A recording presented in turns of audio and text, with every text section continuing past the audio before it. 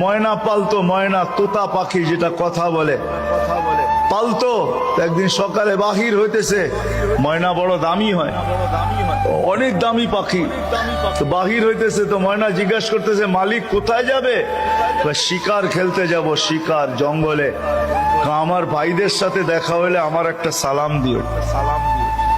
তো যখন জঙ্গলে ঢুকছে তো যে দেখতেছে কতগুলা ময়না ডালে বসা আছে।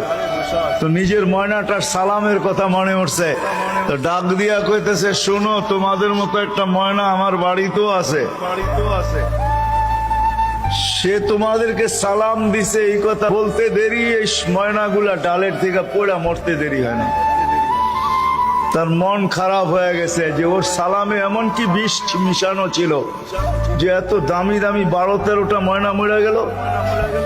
তো শিকার না খেলেই বাড়িতে চলে আসছে। তো ময়না জিজ্ঞাসা করছে মালিক এত তাড়াতাড়ি ফিরলে, হাতে তো কোনো শিকার দেখি না। তুই কথাই বলিস না। বলে কেন?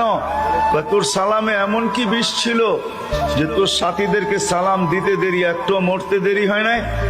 এই কথা বলতে দেরি, নিজেরটাও মরতে দেরি হয় না, ওইটার সাথে সাথে মরে গেছে।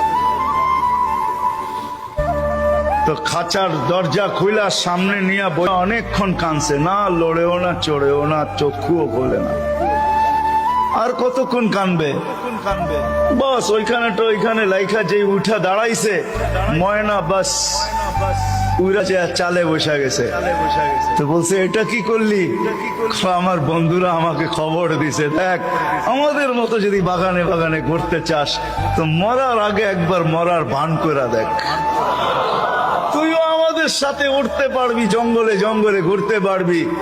ওইটা মরা ছিল না, ও আমাকে চিঠি দিছে, চিঠি বার্তা দিছে।